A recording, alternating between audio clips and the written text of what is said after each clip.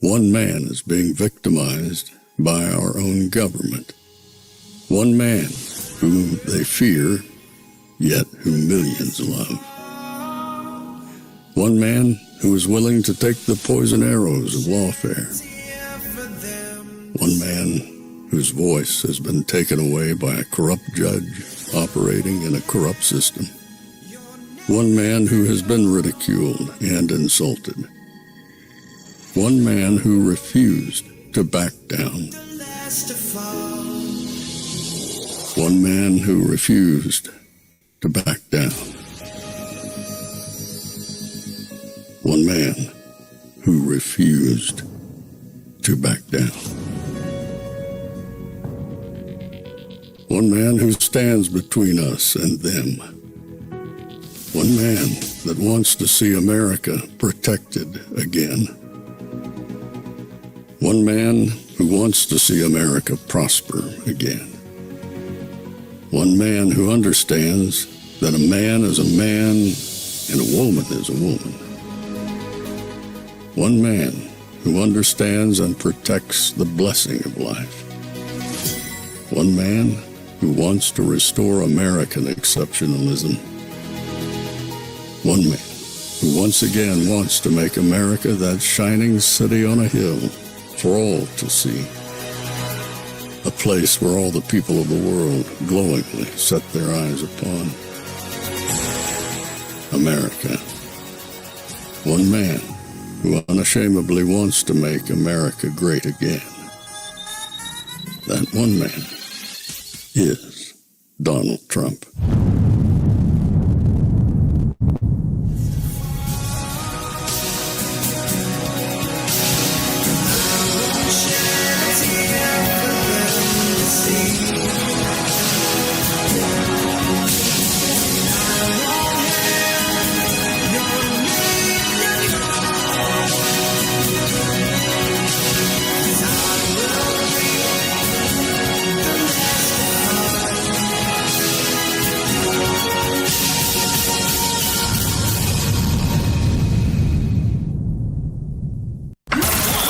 This is Fanfare with Barry Cunningham. Welcome to the evening show. I got a special evening show for you tonight.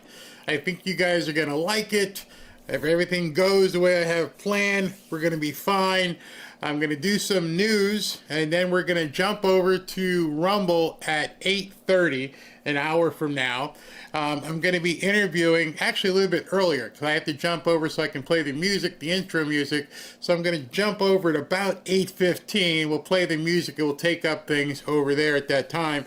And when we get there, if everything, fingers crossed, I've got an interview scheduled with actor Kevin Sorbo. Kevin Sorbo, you remember him. I think he did the movie Hercules, and now he's opened up his own movie studio. He got away from Hollywood, and he is doing uplifting films. And I said, tonight, after everything we've been through, tonight's a night where we need to focus on doing some uplifting. So unlike The Enemy Within with Michael Flynn, this isn't 3 hours. It's just a 90-minute movie. It's a good movie. It's called... let me get the name of it here so you guys can begin looking it up. It's called Let There Be Light. And it stars Kevin Sorbo, and I believe he and his wife produced it as well. So it's called Let There Be Light. So we're going to show that tonight. That'll be the jump over, and we'll be able to basically have some fun and watch that movie. But before then, we're going to talk about some news. And I'm trying to focus, at least in the first half of this, in good news, absolute good news that's been going on. For some of you guys in the Bitcoin market, oh, it's really good news. It's really good news. Bitcoin went to a new record today of $112,000. Don't tell me things ain't rocking in the new world with President Trump as president. Nvidia, over $4 trillion market cap valuation. And then you see this. You see stuff like this. $112,000 for Bitcoin.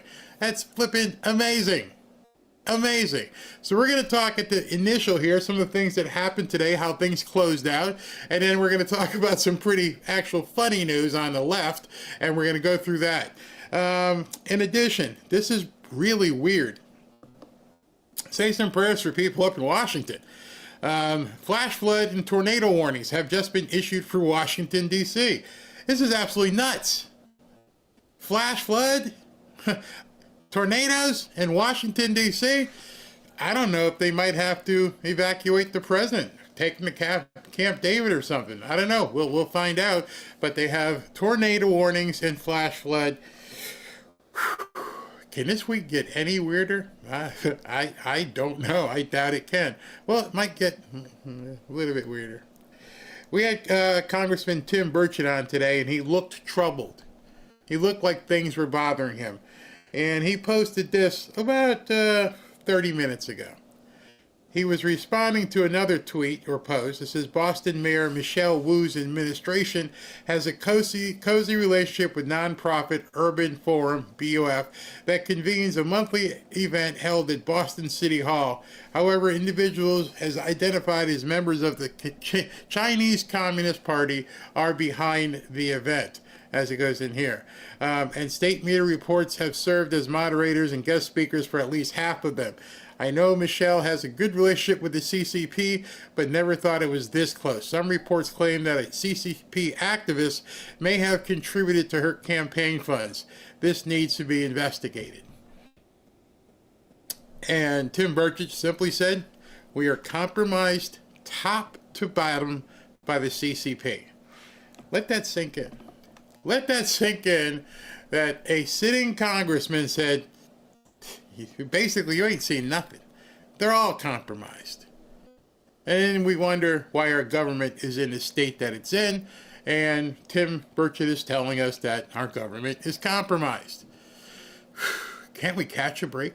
I mean, seriously, can we catch a break here and get something done? So I know this has been this last couple of days have been very tough on you guys. So I'm gonna encourage you to change your focus without forgetting what you feel. Is that a deal? We can just begin focusing on the good stuff and not worrying about so much the bad stuff. That doesn't mean you forget it. You know, it's one of the things I told you guys this morning. My sister was in the hospital. She's got blood clots in her lung. They didn't think she was even going to make it. I'm going to have to fly up there on Friday. Hopefully everything's going to be okay. But you never know what tomorrow brings. I talked to my other sisters. I'm like, what happened? Oh, she was fine. She was fine. No symptoms of anything. And then just could not get out of bed. And then that was, they took her to the hospital. You know what I'm thinking, right? Yeah, she took it. She took it. I feel bad for a lot of people who took that stuff and now are having to suffer after their decisions to have that. I'm being delicate as hell because these people still don't like you talking about it. They still don't like you even discussing things. Crazy. Absolutely crazy. Well, I segue into some more uplifting stuff. Let me tell you about this new product from Brightcore. You guys have seen Brightcore on the show many times. They've done very well. They're very educational and enlightening. And they've got a new product. And everybody knows that the jab and cancer and diabetes and all of these things kill far less than the #1 killer in the United States, which is obviously heart disease. Heart disease causes 1 in every 4 deaths in the United States. That's 25%. Every 36 seconds, someone dies from heart disease. Wow, what a stat. So what can we do about it? Vitality from Brightcore contains 7 powerful, clinically proven and patented ingredients that work synergistically to naturally lower blood pressure, balance cholesterol, and blood sugar, all of that together. It also improves circulation, and it strengthens overall cardiovascular health. We put miles on our heart just like our cars, and every capsule of Vitality is like turning back the odometer on your own system. Anyone with high blood pressure or high cholesterol, anyone who wants to balance their blood sugar, or anyone with a family history of heart disease should be taking Vitality every day. Vitality is non-GMO, all natural, dairy-free, gluten-free, and 100% made in the USA by a company that truly believes in wellness and integrity. Right now, you can get 25% off with the code BARRY at mybrightcore.com. BrightCore.com/iHeartBerry. For an even better deal, call Brightcore at 888-418-6738 for up to 50% off, and you get free shipping and even a free bottle of vitamin D3 with your order. Plus, they love to tell you about what their different things that this product can do for you. Trust me, you want to call these people and actually get to know them and let them talk to you. They really know their stuff about health and will make sure that this product is right for you. Again, that number is 888-418-6738. All right, without further ado, let's get into the program and talk about some things that happened today. And I've got some news stories we can share and talk about. Ready? Let's do this. The president unleashing a trade tsunami, and nobody is safe. We've got breaking news moments ago. The president sending new trade letters to 6 more countries. 20% for the Philippines, 25% for Brunei and Moldova, 30% for Algeria, Iraq, and Libya. These countries now have 22 days to come to the negotiating table or face the most sweeping trade crackdown since 2018. We've got breaking news right now. Another tariff letter from the president, this one with the highest rate we have seen so far. Megan Casella has a story for us. Hi, Megan. Absolutely. Another letter has been posted on Truth Social. The president writing to the leader of Brazil, saying that he's imposing a 50% tariff on all imports coming in from Brazil as soon as August 1st, unless the country strikes some sort of a deal before then. Now, this letter, guys, is a little bit different from any of the ones that we've seen so far. For one, Brazil was not previously supposed to face a reciprocal tariff, a country-specific tariff as of April. They only had the blanket 10% tariff. They weren't on the original list. Now that jumps to 50%. And at the end of the letter, the president also says that he's instructing his U.S. trade representative to launch a Section 301 investigation into all imports coming in from Brazil. That's a type of trade remedy. That means there might be harm due to Brazil's imports. That's what the investigation will be looking into. It's the same statute the president used in his first term to impose steep tariffs against China. So it's a longer process, but a little bit more legally rigorous, and those tariffs might be able to stay in place for longer. I will say for Brazil, they're in our top 20 trading partners, but they're about 18th or so based on the latest data. About 1.3% of all U.S. imports come in from Brazil. So a 50% tariff would be steep for that. It's not the biggest trading partner, but one of the biggest that we've seen so far with all of these letters, guys. Do we have any sense, at least yet, Megan, on how much that tariff and this idea of these Section 301 tariffs, which are tied to national security, might have to do with the growing relationship between Brazil and China, especially as this administration is looking to crack down and basically ring-fence China, but crack down on transshipments? It definitely could be part of it. All of these letters have actually included a clause on transshipments and saying that's one thing they do want to crack down on. A lot of this Brazil letter, which again I'll emphasize is much different from any of the ones we've seen so far, which have all been sort of form letters. A lot of this is about the way that the president says that former Brazil president Bolsonaro has been treated. He says it's a witch hunt that should end immediately. And because of those domestic politics inside Brazil, he says that's a big reason why he's imposing this. So it's not so much a trade. All right, so I want you to read this because it's really gives you some insight into what President Trump is doing with Brazil. It says, due in part to Brazil's insidious attacks on free elections and the fundamental free speech rights of Americans, as lately illustrated by this Brazilian Supreme Court. You remember, this was the guy in the big black robe, looks like something out of a Harry Potter movie, who said X can't do this and X can't do that. We're going to throw this person in jail, and Bolsonaro and all this stuff. He goes, has issued hundreds of secret and unlawful censorship orders to U.S. social media platforms, threatening with millions of dollars. Let's continue. Concern, it's not about the trade deficit or surplus or anything like that. It's more about those politics. It very well could be also the increasing relationship, as you say, with China as well. All right, so let me move that back so you can see the rest of that letter. Crap, I'm moving it too fast. Where is it? Hold on. Why he's imposing this. So it's not so much a trade concern. It's not about the trade deficit or surplus or anything like that. It's more about those politics. It very well could be also the increasing relationship, as you say, with. All right. So between the fines or evictions from the Brazilian social media market, starting on August 2025, we will charge Brazil a tariff of 50% on any and all Brazilian products sent into the United States, separate from all the sectoral tariffs, goods transshipped to evade this 50% tariff will be subject to that higher tariff. Little something for you to take note of here. With all of the stuff that's been going on, and you've been privy to it, you've seen it. Do you know who was one of the people who were hit hardest by this insanity in Brazil? Elon Musk. And I found it very, very odd. I haven't dug into it as much. It's like, wait a second. You're protecting Elon Musk at this point, for the most part. The free speech aspect of things is based upon what these people were doing to X.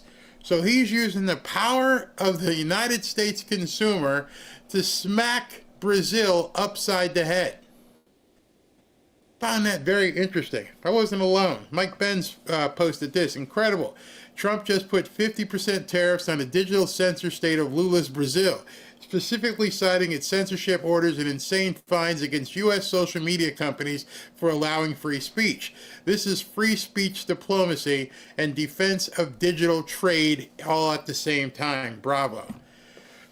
So even though, hey, listen, I might be having a feud with Elon, and he and I might not agree on some stuff, and he's going to go ahead and create this other party, he's still an American. His company is still an American company, and that ain't going to happen. So 50% on you, smackdown.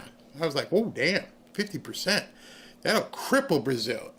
I'm wondering why it didn't come sooner. China as well. Stocks ending the day in the green. The NASDAQ composite hitting an all-time high.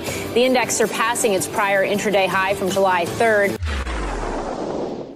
And then to end the day, in addition to the $112,000 record high of Bitcoin, the NASDAQ closed at a record high. To me, as I've been saying to you, it's a matter of focus. There's a lot of stuff over here people don't like, but man, you cannot disagree with the stuff that should make more and more and more people like what's going on. That's why I'm not going to get into it. I'm going to let you read into this yourself. You figure it out where this economy is going and how things are going to continue to move this way. There's no need to mention the other stuff because it'll take care of itself. And plus, I got something else for you a little bit later on. President Trump's crackdown on illegal immigration seems to be showing up in the jobs data. It's a point that the White House is making. Here's what they said about the latest jobs report. It shows that American-born workers have accounted for all of the job gains since President Trump took office, and wages continue to rise. So here are the... Not some. Not a little bit. All. Superlative. All. American-born workers have accounted for all of the job gains since President Trump took office, and wages continue to rise. I'm pretty sure that's a win. I'm pretty sure that's something we all should be taking note of and going, wow. Wow, absolutely. The numbers that they're talking about. Foreign-born employment has fallen by 543,000 since January when President Trump took office. Native-born or U.S.-born jobs have increased by more than 2 million since the month Trump started his second term. Surprised earlier in the week when we heard you say that farm workers would not be receiving any kind of amnesty for their work, undocumented workers who've been working on the same farm in the United States for years. Why the change of feeling about this? Well, listen, there's really been no change. This president has been unequivocal and made promises all along the way that this is not about amnesty. It's not about anything specific to that. This is about him backing the farmers, which he has always done. But the shortage in the farm labor and the importance of fulfilling that, we've got to secure the border. We've got to make sure that we're safe and secure, but that we can fix this problem under current law. And so Secretary Chavez DeRimmer over at Labor has has been working on that. We talked about it in the cabinet meeting yesterday. The mass deportations continue, but they just continue within the big cities. Get the bad guys out first. But so ultimately, it's not. Forgive me for interrupting, Madam Secretary, but it's not an amnesty, you're saying, but it will be allowing farmers to continue to work with some undocumented workers. Have I got that right? Well, ultimately, we have to move toward a 100% legal workforce, and that's what this president stands for. And all right, so I want to interject there because people were freaking out when they heard they're going to let the newcomers stay. And that's not true. It's a phase out. They say, listen, okay, you've got so many days. We already know what you got out there in the field. All right, so now we both know. You've got so many days to replace that. You need to go ahead right now, be very active, start hiring Americans. These people can't stay. Their clock is ticking. And that's what's very important for all the people who've been screaming about it to understand. They're not staying. They already know who they are. They've already got them on radar. Now you've got X amount of days to just start fading them out and bringing in Americans. That's what the difference is at this point. What we're doing, the mass deportations will continue, but the president has been very clear that we have to make sure we're not compromising our food supply at the same time. So again, Congress has to fix it. Our Secretary of Labor is on it. We've talked about it nonstop. Okay. Our It H-2A sounds like you don't yet continues. have a concrete proposal to deal with farmers who rely on undocumented workers. Am I right? Well, no, we are working on it. There's a concierge You're working on it, but that's system not a that's been concrete set up. proposal. Well, no, the president has been very, very clear. We need to make sure that the food supply is safe. Yeah. Lori Chavez-DeRimmer is on it. She is leading the way. The H-2A program has been in place for a long time. The border has to be secure, and there will be no amnesty. So, listen, none of this is easy. We weren't put in place here for any easy I agree with you 100%. solutions, but it ain't easy. The president is moving forward. It's not easy, but I don't think it's fair to say there is a concrete proposal when you're still working out details to try to deal with the needs of farmers who need a lot of these undocumented workers and at the same time not providing an amnesty. But what happened to the threat? See, I don't think they need the newcomers.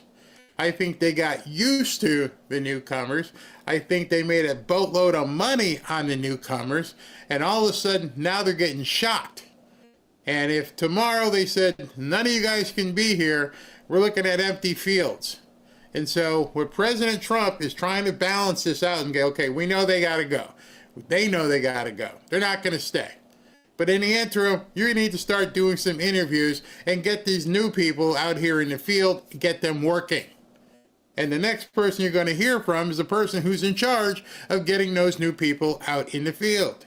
From the left, that American citizens won't do the jobs that illegal immigrants are willing to do, because when I look at these numbers, I think, nope, the American citizen is willing to do those jobs. Well, we see it in the numbers. Americans are willing to do the job. That's what we're out there to do. What we have to give them is the opportunity to have those jobs, that they can be skilled, upskilled, reskilled. We're moving around the country. 1 million new apprentices is my goal for the president. We are well on our way. We've increased that by over 170,000+ new apprentices since he took office, and we'll continue and we'll reach that 1 million goal for the American businesses so they have the workforce that they need. And again, those decisions are going to be on behalf of the American men and women of this country who built this country. And there's a whole... Now, see, one of the problems I have with this is not Trump, it's not her, it's not Brooke. It's our schools. Our schools have focused so much on crap that they haven't focused on what's needed for these kids coming out of high school or even in high school to succeed. How many of them know how to even use a hammer or a saw or a wrench? How many of them know how to frame a house? How many of them even know how to go in and wire a house? How many of them know how to, one of the hardest jobs you'll ever see, how many of them know how to lay brick? Down here in South Florida, to make code, all the houses have to be brick, concrete block. Some of them have to be poured concrete reinforced. Do you know who does the concrete? Yep, you would imagine it's Mexicans. It's Hondurans, and I drive by, and I've had contractors myself, and I'm like, why is it that nobody knows how to do this? And I'm talking about if you put up a sign saying people need it, they don't even show up. They don't show up and say, hey, I'm ready to lay some brick. Have you ever laid brick before? No. Okay, let's find something else for you. Have you ever wired a house? No, I'm not an electrician. How about have you ever plumbed a house in terms of bringing the piping and everything else? Nah, haven't done that. Done any air conditioning work? Nope. How about steel framing? Nope, haven't done that. Ever know how to use a crane? Nope, don't know how to use that. Okay. I'm going to have to hand you this little sign that says stop, go, and you can stand in the road and just go stop, go. And you see it all the time. You can see them slouching and they're doing this stuff. And I'm thinking to myself, that's all they're qualified for. If you have a construction site and you're looking at someone who needs to do the roof, all these different things. Like, hey, anybody out there want to do this job? Nope, all you can do is hold the sign and turn it. Yep, go, stop, go, stop. And you can do this probably. That's it. Don't blame the government. Blame our school system. Blame our vocational system that's taught these kids nothing. Hey, go to school for 4 or 5 years and get some degree in something that means nothing. You're not a doctor, you're not a lawyer, you're not doing anything that's going to further your life. Of course you're going to end up on Medicaid or welfare or something. You don't know how to do anything. We have got to stop as a country pushing kids into college who don't need to be going to college. College isn't a one-size-fits-all. Remember when you went to college, you had to pass, or you had to get a certain score on your SAT, and you had to earn your way into college? We need to roll that back. You just don't get to go hang out 4 years and spend $100,000 a year just because you want to. It sounds cool. Yeah, sounds cool. I'm going to go to college. How about you go to vocational school? How about you learn a trade? You see, once you learn a trade, oh my God, I sound like my father. Ugh. Once you learn a trade, it's like riding a bike. You'll always have it. If you learn to be a carpenter, if you learn to be a plumber, if you learn to be an electrician, if you learn to be a truck driver, you got to learn those skills. They're not coming from some book somewhere. And everybody goes to college and they sit there and they take remedial science and basket weaving, and then they get out of the school in 4 or 5 years, and if they don't sign an NFL contract or an NBA contract, you end up graduating to go to work at Starbucks. And then you cry because the minimum wage is too low. I can't make any money. I need a living wage. Well, how about if you had a living position? Maybe that would have been better. Maybe if you would have saved $400,000, or actually let's say $350,000, and now you'd have a trade that's going to make you 6 figures for the rest of your life, or for as long as you want to do it. And then, you know what, when you stop, you're like, you know what, I'm tired of working on someone else's roofing. I'm going to open a roofing company. But they don't teach kids that. They don't let them understand. There was a prestige about going to college. There's no prestige about going to vocational school. No, I want to be in social media. How about you own your own business and then do the social media at your business? That's what's wrong in this country. That's what's really, really wrong in this country, is our kids can't do anything. They're completely stuck. And so college just becomes just like daycare. It's just some place for kids to hang out and wait for the next party or protest. And if you walked into most college campuses right now and said, what are you going to do when you get out of here? Oh, I'm going to be a social activist. Yeah, what's the pay on that? Whereas if you talk to some kids and say, listen, if you're not planning on being a doctor, a lawyer, something that really requires extended education, how about you go here and learn how to be a plumber, HVAC. I can tell you down here, HVAC guys, they're laughing at college kids. I bet you the same thing in Phoenix and in Texas. If you know how to do and fix air conditioning and install air conditioning down here, at some point you probably just want to throw this thing out the window. Stop calling me. I'm not coming out. And then if you need to call them at like 9 o'clock on a Saturday, I'm sure they're drooling at that point. You ever call an HVAC guy and say, hey man, my air conditioning ain't work. Can you get out here? You know it's 10 o'clock at night on Saturday. Yeah. Whew, it's going to cost you.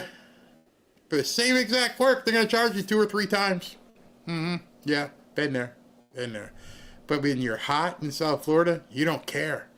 Just come. Just come. Fix it.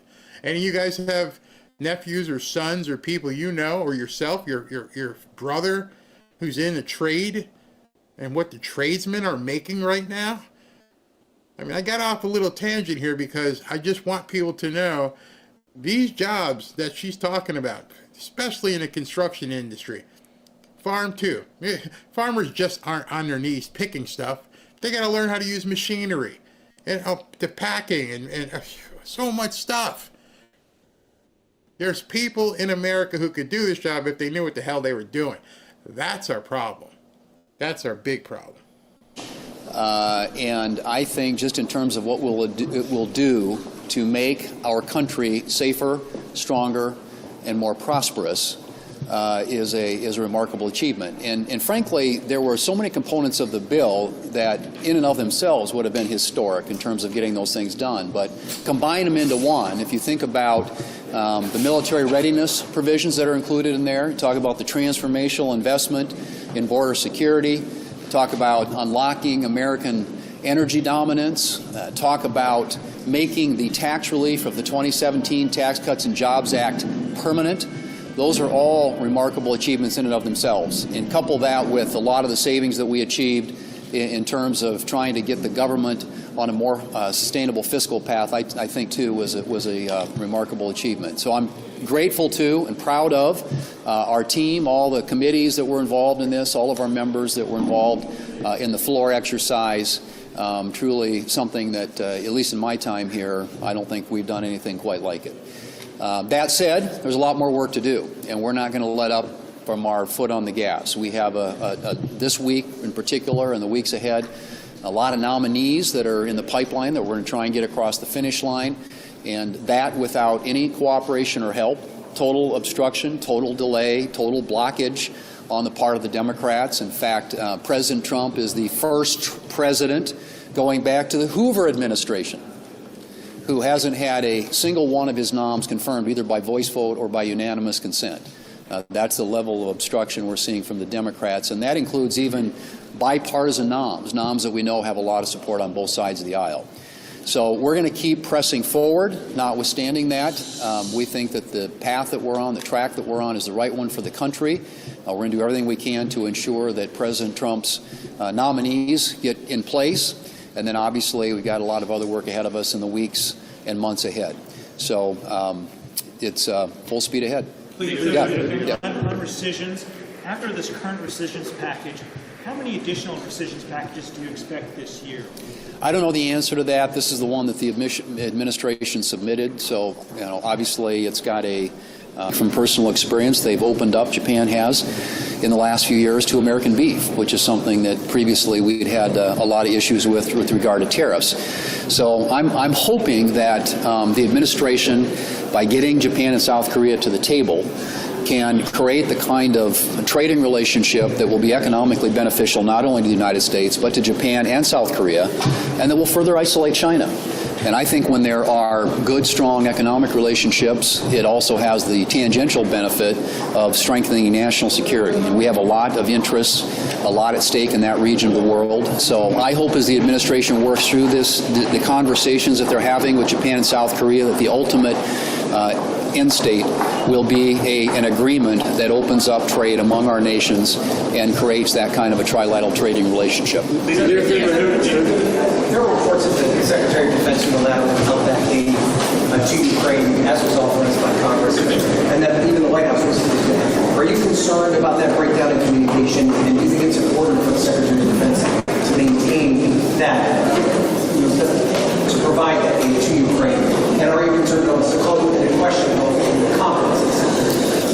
think the president echoed the importance and need to continue to support and allow Ukraine to defend itself and to provide the weaponry that's necessary for them to do that. And how that's communicated between the White House, between the president and the Secretary of Defense, they'll have to work that out. But I think the president's statement about that is the definitive one. And I think that's one that would be echoed and shared by a lot of folks up here on both sides of the aisle. That's one. Now, there's something, obviously, I'm not at all for. I'm not at all for giving Ukraine more weapons. So, yes, it's not like I sit and say every single thing that President Trump does is correct, but that's what he seems at this point wants to do. I don't have the answer to why.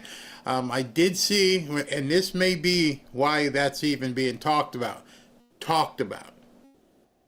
Nothing has gone out the door. It may be talked about. Did you notice, was it last week when he had the phone call with Putin? And he said, I wasn't happy with the outcome of that phone call. Wasn't happy at all. It's not what I want. And then there's been some talk over the last 2 days whether or not Trump would authorize a bombing exercise or mission over Moscow or Russia. Talking. Could it be possibly that no money is going to Ukraine, that he's just out there talking about money to Ukraine to let Putin know, you're not giving me much of a choice here. Either come to the table and do the right thing, or this guy may get some more weapons and more people over there could die. And I think you have to sit back and take the different scenarios as what exactly is happening. We don't know.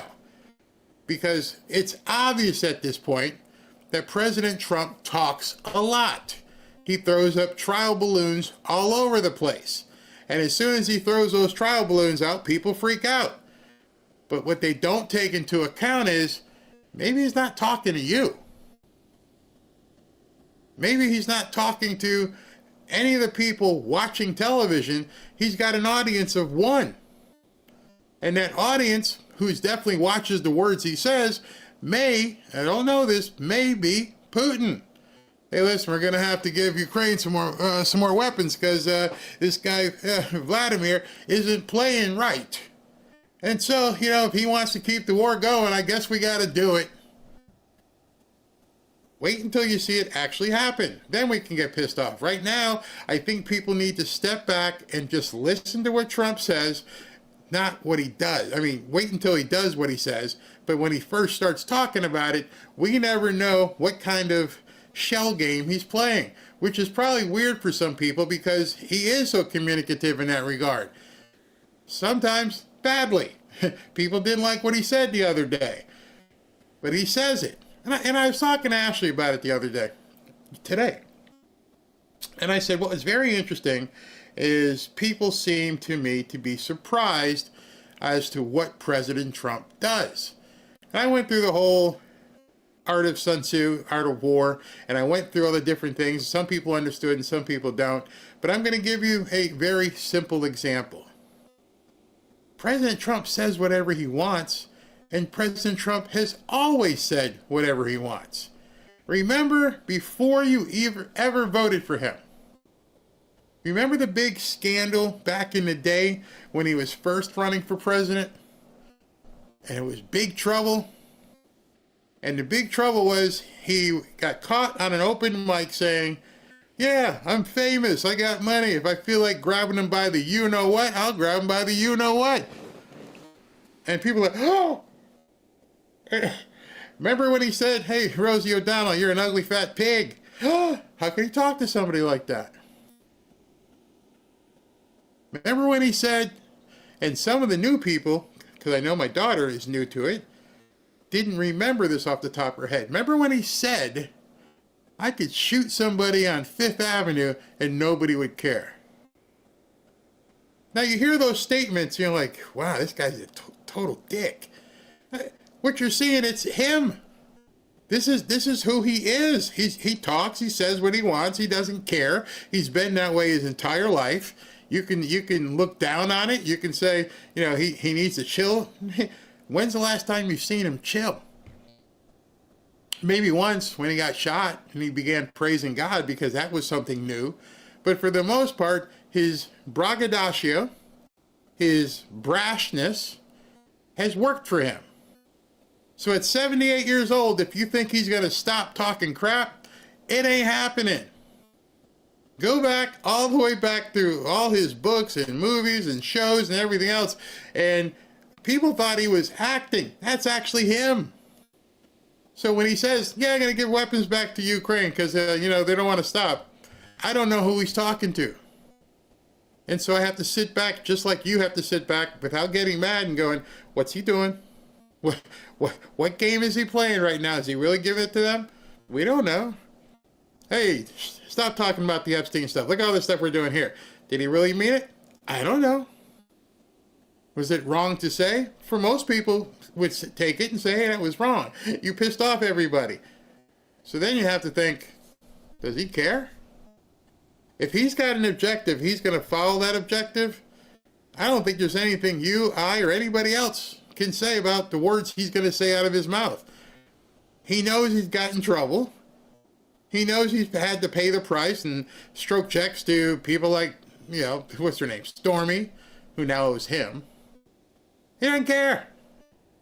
When you get to a point, there's something called, and don't get upset with me, but it's called FU money. Where I don't care. Elon's that way. I don't care. I'll say anything. Steve Bannon, yeah, he's on the Epstein list. I don't care. There's nothing you can do to me. Unfortunately, President Trump took that attitude into the presidency, where he'll say what he feels and doesn't even think about it. You're stupid. Get away from me. Oh, you must be from CNN. Good, get out of here. Nobody else, no other politician would act that way. So when you hear things come out of his mouth, you have to think, oh, that's Trump being Trump, isn't it? Yeah. He doesn't care who he says it to. Nope. So I can get mad all I want. He don't care. Nope, he doesn't care. I'm rich and I can grab them by the you-know-what. And it made people go, oh my God, did he just say that? Yeah, he said it. All right, let's go. We're going to run for president. Ready? They were like, oh, okay. Okay. You got no decorum. You're kind of crude, but you're my kind of crude. You're going to get stuff done. Yeah. Huh? So I don't know. I don't know if those weapons going to go to Ukraine, but I do know on June 21st, when he did something, he didn't tell anybody. So I'm going to use June 21st as a barometer at this point to let you know and let me know. I don't know what he's thinking, because he maybe he doesn't know. Maybe he changes it tomorrow. It's obviously guys like John Thune and Mike Johnson, he keeps them on their heels. We don't know. But what we do know is whatever he's doing is working. Stock market, record high. Bitcoin, 112, record. NASDAQ, record. Jerome Powell on the run, about to drop the interest rates. All this stuff he's doing is working. Oh, tariffs will never work. Yeah, they will. And now today he just tells basically 20 countries, pay me. You pay me. Well, economists and people in the news like, oh my God, what's going on? How's he doing? And it's working. Tell us if you have a plan to bring this Graham sanctions bill to the floor before the August recess. I hope that we can get it on the floor before the August recess. We are working with the administration, with the House, to try and get it in a form where it's ready. Obviously, there is a tremendous amount, as you know, of bipartisan support here in the Senate. I think that's shared in the House of Representatives, at least I hope that it is. And in the White House, obviously, is very engaged in trying to get it in a form that we can transact it and move it across the floor of the Senate. So whether that happens in the next couple of weeks is a bit of an open question, but I'm hopeful that it can. How important is timeline cooperation with the White House on this sanctions bill? Are you talking to President Trump about when you might want to put this thing forward? We are communicating with the White House. Our team's been in touch with theirs on a regular basis. We've got individual senators, members who are talking to the White House and to our colleagues in the House, and we're sort of gaming out how that might ultimately be accomplished. But I think it's an important message to send, especially now. And I think it's leverage that we need, and that frankly the White House needs in their negotiations with the Russians. So, in my view, what did he just say? It's leverage that he needs in his negotiations with the Russians. Leverage. I got to create leverage here. I got to make you see things from my perspective. You're not listening, so I'm going to have to create leverage. Oh, by the way, this guy Zelensky, I'm about to ship him some more weapons. You want to talk? He just said, I got to create leverage. And that's when I sit back and listen to these things, I'm like, we're watching a movie like we've never seen. Although we're going to be doing a movie tonight, but this is just nuts. Absolutely crazy, which keeps the bad guys on their toes. The sooner we can execute on that, the better. But I also understand that in order for this to work, it's got to be something that the White House, the House, our colleagues are all bought into, and it's got to get in a form that it's ready to move to the floor. So, Thank you all. Votes and rescissions.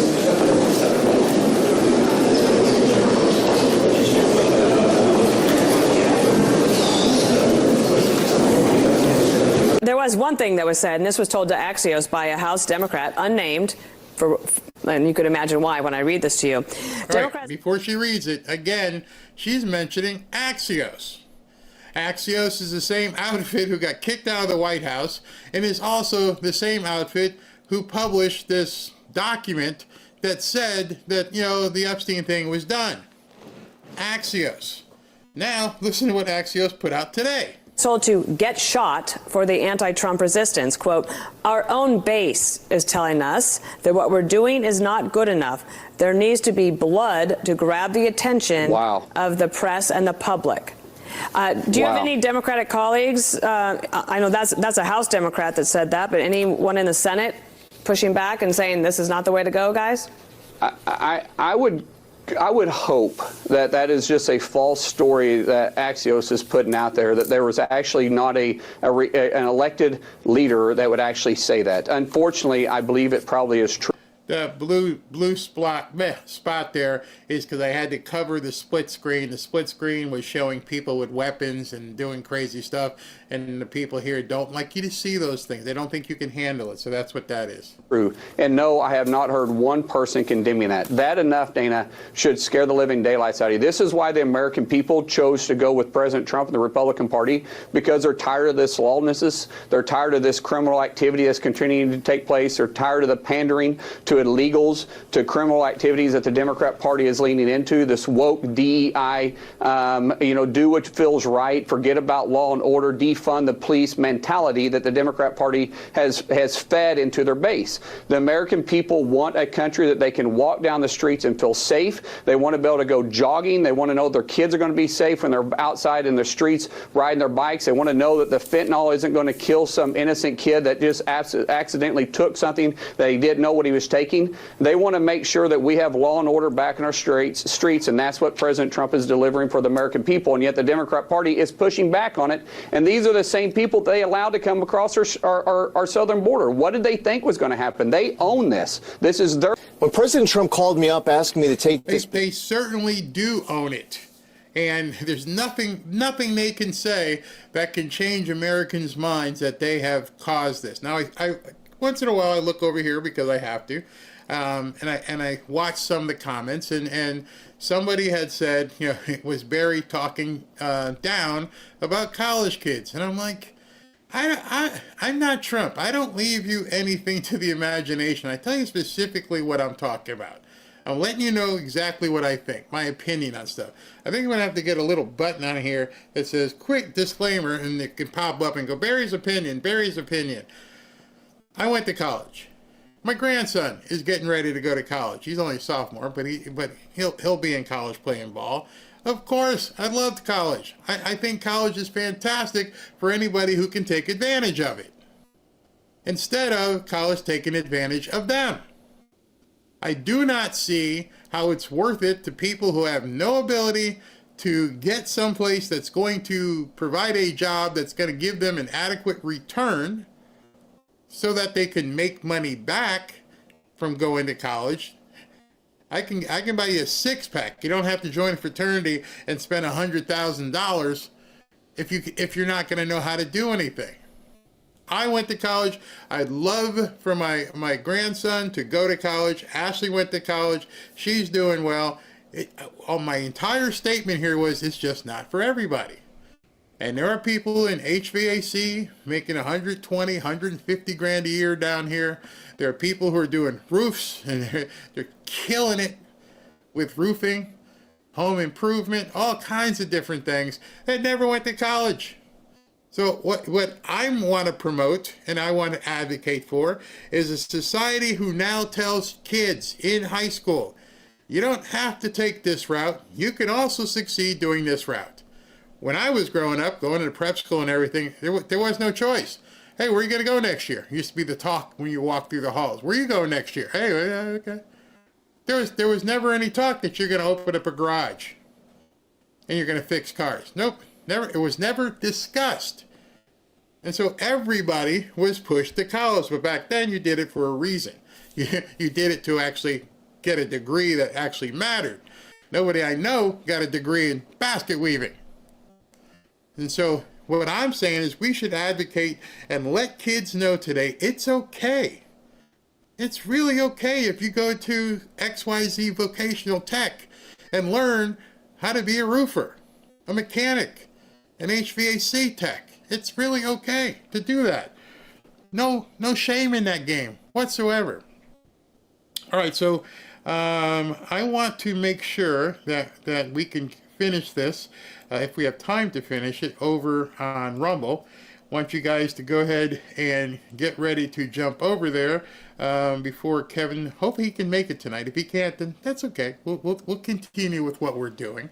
But I'm going to jump over to Rumble after I read Super Chats, and then we can take things up over there. So if you're going to come join us in movie night, and like I said, either way, if Mr. Sorbo somehow gets stuck and he can't make it tonight, I still got news I can talk to you about as well.